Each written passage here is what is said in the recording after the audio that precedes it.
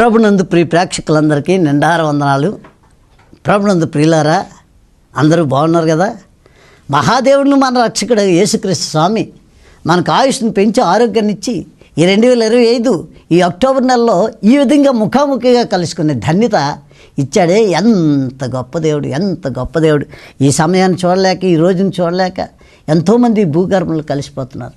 నిన్ను నన్ను మనందరినీ సజీవులుగా ఆ మహాదేవుని కొద్దిసేపు ఆరాధించడానికి ఎంత గొప్ప ధన్యత ఇచ్చాడండి. మరొకసారి దేవుని యొక్క వాక్యంలోకి ముందుకు సాగుదాం.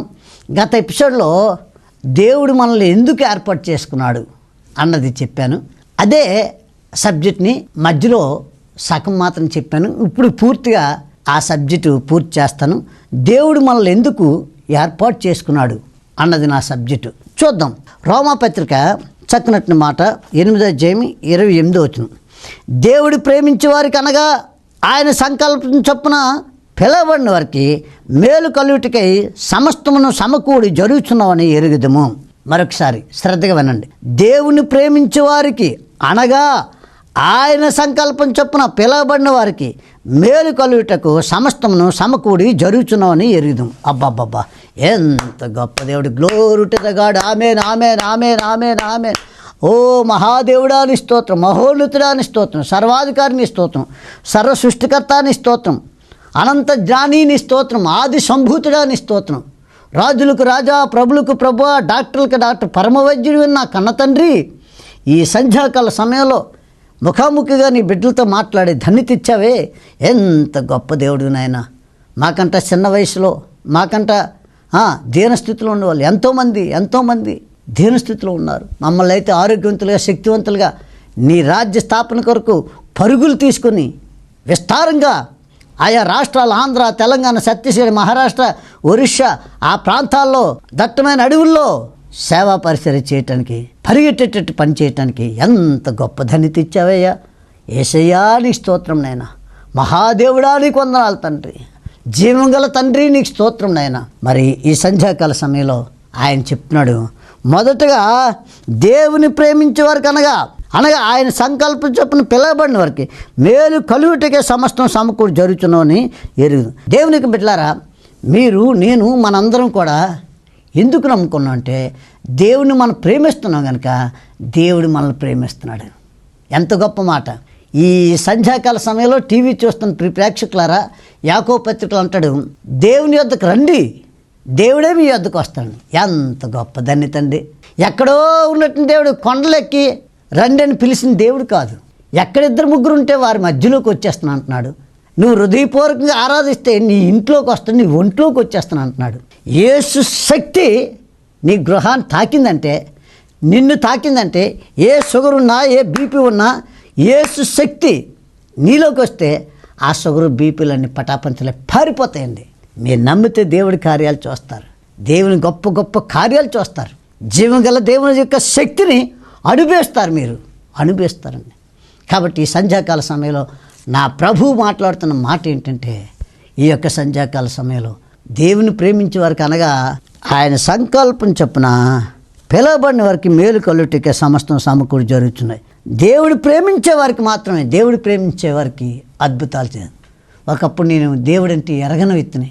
ఒక అన్య కుటుంబంలో, ఒక పద్మశాలి కుటుంబంలో పుట్టి పెరిగి భయంకర విగ్రహారంతో ఉన్న నన్ను ఆయన ప్రేమించాడు.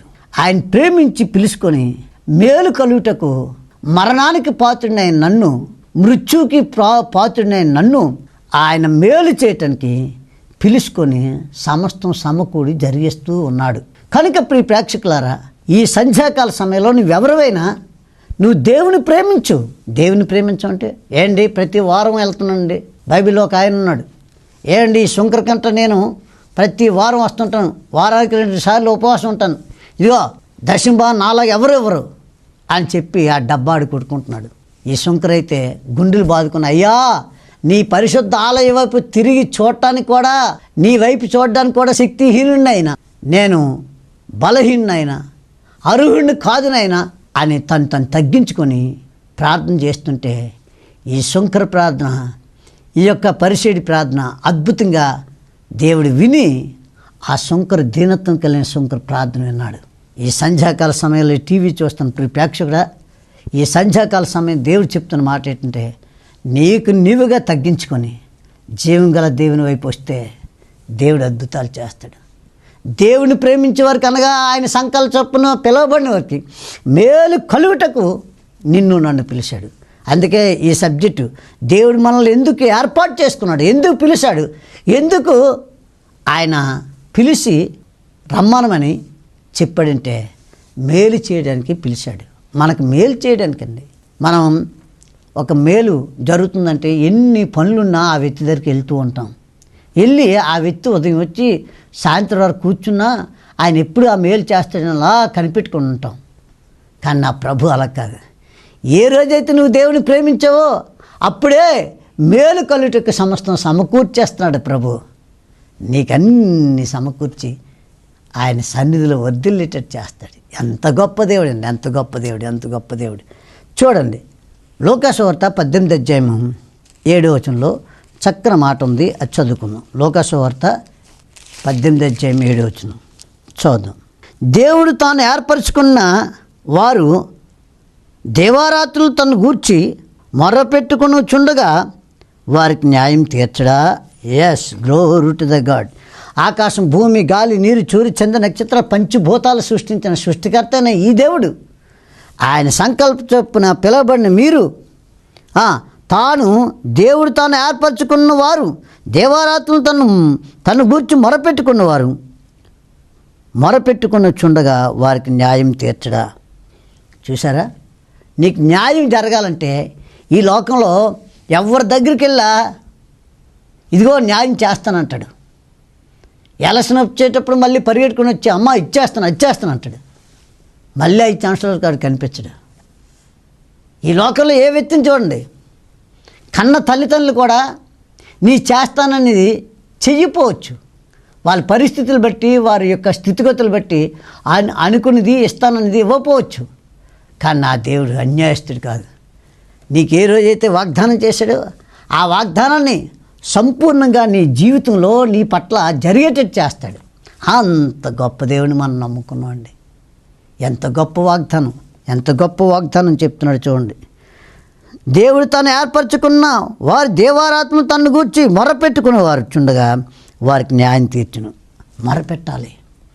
మొరపెట్టే వ్యక్తులకి మొరపెడితే, దేవునికి ప్రార్థన చేస్తే ప్రార్థన పరిస్థితులు మార్చేస్తుంది. నా స్థితిగతులు మారుస్తుంది, నా బ్రతుకును మారుస్తుంది, నా జీవితాన్ని మారుస్తుంది, నా పిల్లల జీవితాలు. దేవునికి బిడ్డలారా, ఈ టీవీ చూస్తున్న ప్రేక్షకులారా, నాకు ఒక ఏఎస్ఐ అని పోలీస్ డిపార్ట్మెంట్ నుండి ప్రజలందరూ ఆయన చూస్తే గడగడలు వణుకుతారు. దొంగలకి, భయంకరటి ప్యాకాట్ రాయలకి సింహ స్వప్నం ఆయన. అలాంటి గొప్ప ఏఎస్ఐ గారికి ఒకే ఒక్కగానే ఒక కొడుకు. 10th క్లాస్, ఇంటర్మీడియట్ వరకు బాగానే ఉన్నాడు.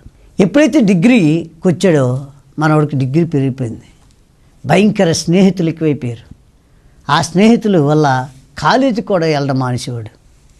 ఒకరోజు అనుకోకుండా మన చర్చిలో యూత్ మీటింగ్ జరుగుతుంది. ఆ యూత్ మీటింగ్కి వాళ్ళ అమ్మ బలవంతాన్ని తీసుకొచ్చింది.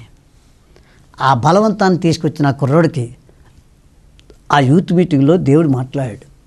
ఏ రోజు దేవుడు మాట్లాడాడో ఆ రోజు కండి ఆ చెడు స్నేహంతో ఉన్న స్నేహితులందరిని విడిచిపెట్టేసి యూత్ మీటింగ్ కానీ, చర్చికి వెళ్ళి బరకాలు వేయడం కానీ అన్నీ కూడా దేవుడి పని దిగ్విజయంగా ప్రతి గృహకుడికి మెగాఫోన్ పెట్టుకొని వెళ్ళడం, ఇవన్నీ పనులు చేయడం చూశారు. తల్లి అయితే ఒక్కగానొక్క కొడుకు ఈ డిగ్రీకి వచ్చాక డిగ్రీ పెరిగిపోయింది, తండ్రి మాట ఉండదు, తల్లి మాట ఉండదు, కాలేజీకి వెళ్ళడని ఏడ్చేది. అన్నా ప్రార్థన చేయండి అని చెప్పేది. ప్రార్థన చేసాం, యూత్ మీటింగ్ తీసుకొచ్చాడు. పరిశుద్ధాత్మ దేవుడు, జీవంగల దేవుడు మాట్లాడాడు. విప్లవంగా వారి జీవితం మారిపోయింది. ఎందుకు ఈ మాట చెప్తున్నా అంటే, నీ ప్రార్థన నీ పరిస్థితుల్ని మార్చగల సమర్థుడైన దేవుడు. ఎలాంటి దేవుడు అనుకుంటున్నారు? ఉన్నవి లేనట్టు, లేని ఉన్నట్టు చేయగల సమర్థుడైన దేవుడు. ఎక్కడైతే 2-3 ఉంటారో వారి మధ్యలో ఉంటానని వాగ్దానం చేసిన కన్న తండ్రి, మీ కుటుంబంగా నీ భర్త, నీ భార్య, నీ యొక్క పిల్లలు కూర్చొని ప్రార్థన చేస్తే మీ మధ్యలోకి వచ్చి కూర్చుంటాడు. అంత గొప్ప దేవుడు. పిలిచిన వెంటనే పలికే దేవుడు. అందరిలోనూ ఉన్నాడు, అన్నీ నీవై ఉన్నాయి. అందరిలో ఉన్నాడు. ఈయనలోను ఆయనలోనే కాదు, అందరిలో ఉన్నారు. కాబట్టి ప్రియ ప్రేక్షకులారా, ఎంత గొప్ప మాట చెప్తున్నాడు చూడండి. అంతేకాకుండా యోహాను సువార్త 15:16 చదువుదాం. వారు మీరు నన్ను ఏర్పరచుకొనలేదు, మీరు నా పేరటితో తండ్రిని ఏమడుగుదరో అది ఆయన మీకు అనుగ్రహించినట్లు మీరు వెళ్ళి ఫలించుటకు మీ ఫలము నిలిచిండుటకు నేను మిమ్మల్ని ఏర్పరచుకుని నియమించితేనే. Glory to the God, glory to the God. దేవుడు మనల్ని ఎందుకు ఏర్పాటు చేసుకున్నాడంటే మీరు ఫలించాలని ఆశపడుతున్నాడు. మీరు నన్ను ఏర్పరచుకోలేదు, కానీ మీరు నా పేరట తండ్రిని ఏమడిగినను అది ఆయన అనుగ్రహించినట్లు మీరు వెళ్ళి ఫలించుటకు మీ ఫలం నిలిచి ఉండుటకును నేను మిమ్మల్ని ఏర్పరచుకుని ఉంటేనే నియమించితేనే.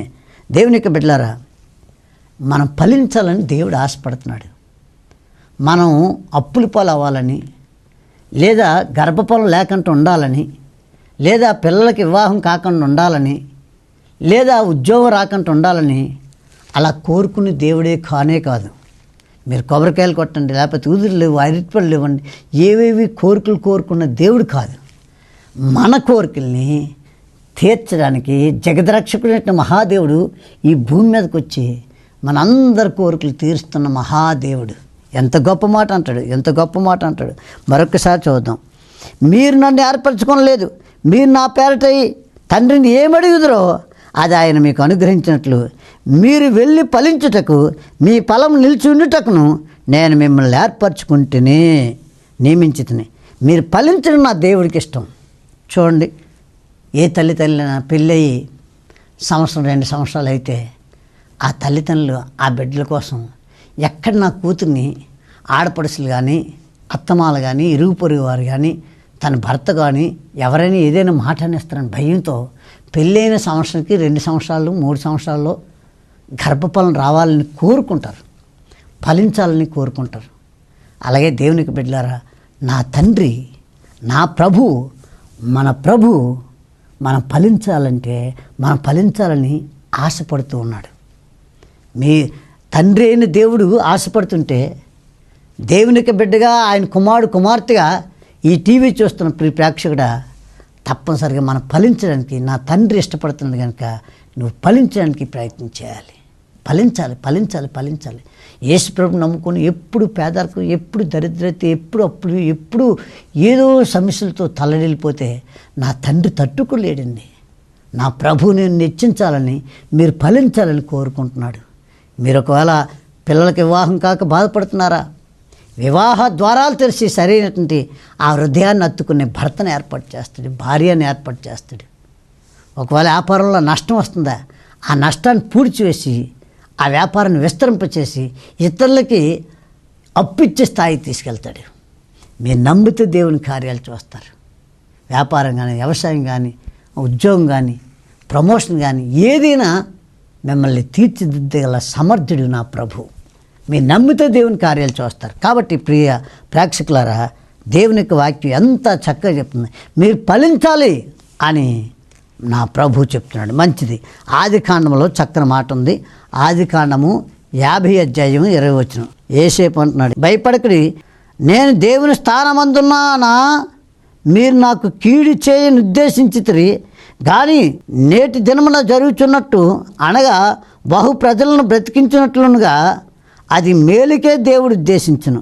కాబట్టి భయపడకుడి, నేను మిమ్మను మీ పిల్లలను పోషించదనని చెప్పి వారిని ఆదరించి వారితో ప్రీతిగా మాట్లాడును. దేవునికి స్తోత్రం. Glory to the God, glory to the God. Hallelujah, hallelujah, hallelujah, glory to the God. నీ సన్నిధానములో సంపూర్ణ సంతోషం, ఆరాధించుకునే విలువైన అవకాశం.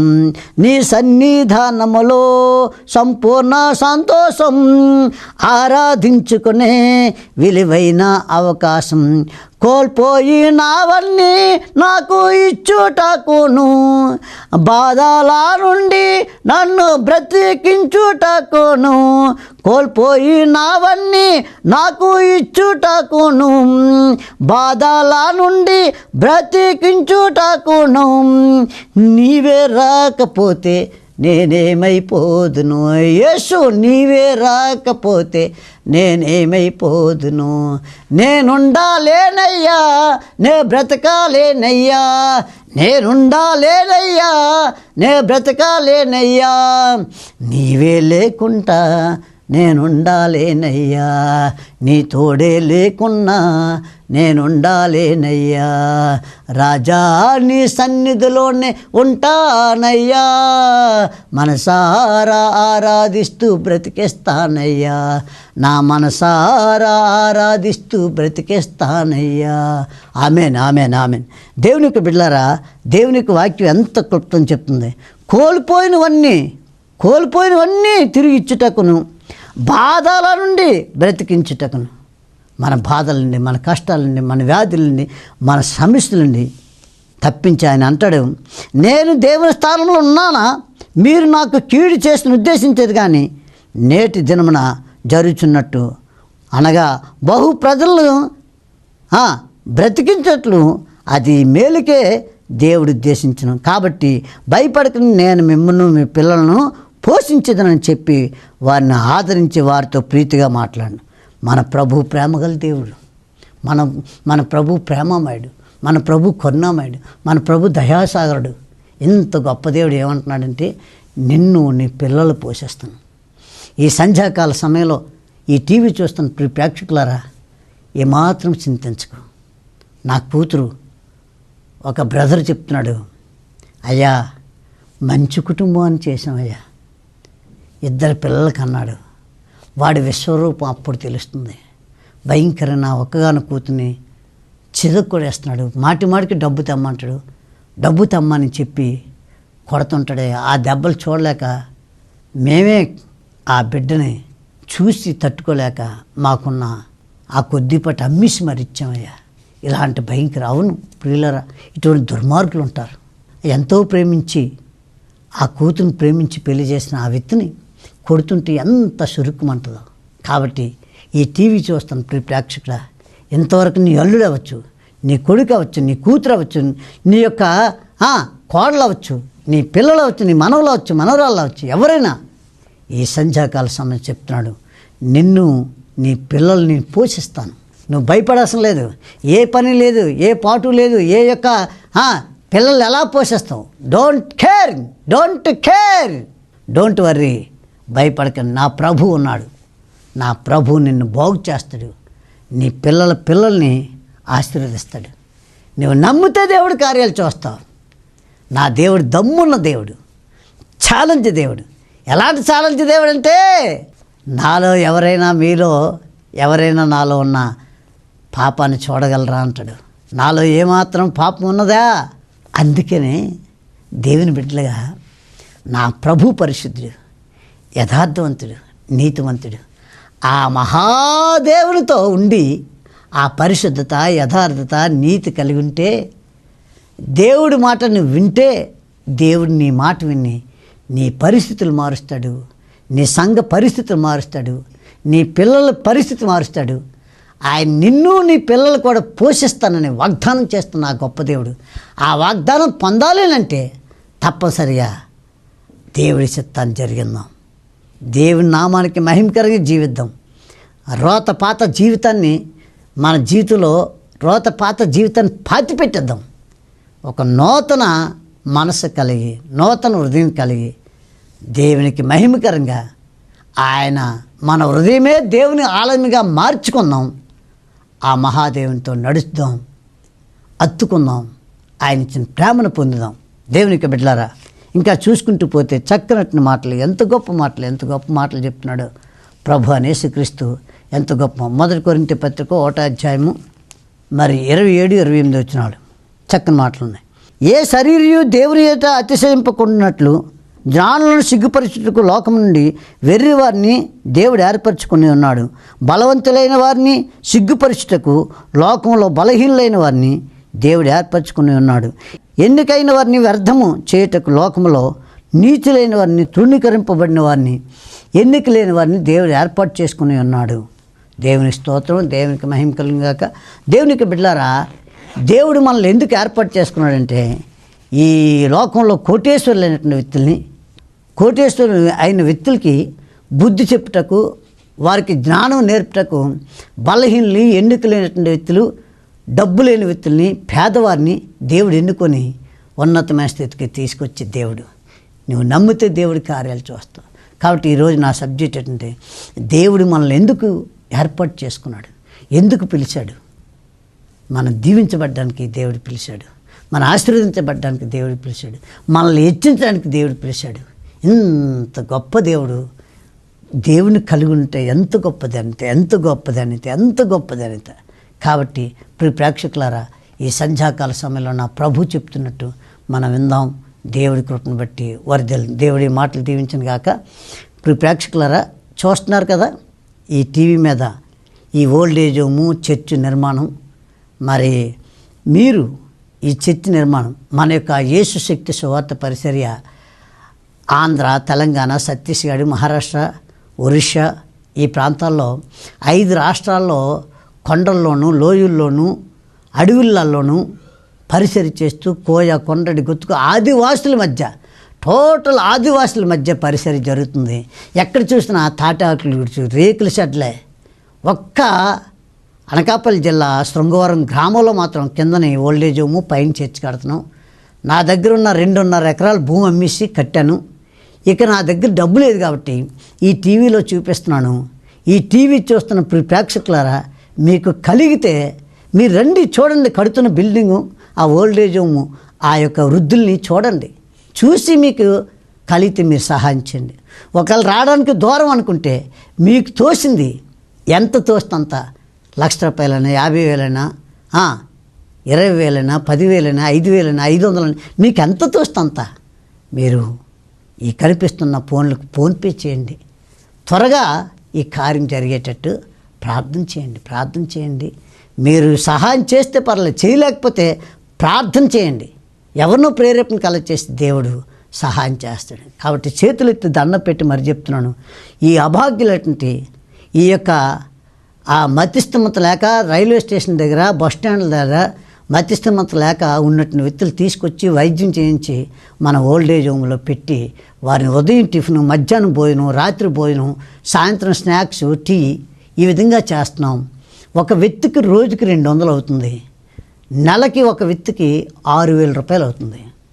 ఇలాగ 10 మంది వ్యక్తులు ఉన్నారు. 10 మంది వ్యక్తులకి 6,000 చొప్పుని 60,000 రూపాయలు అవుతుంది.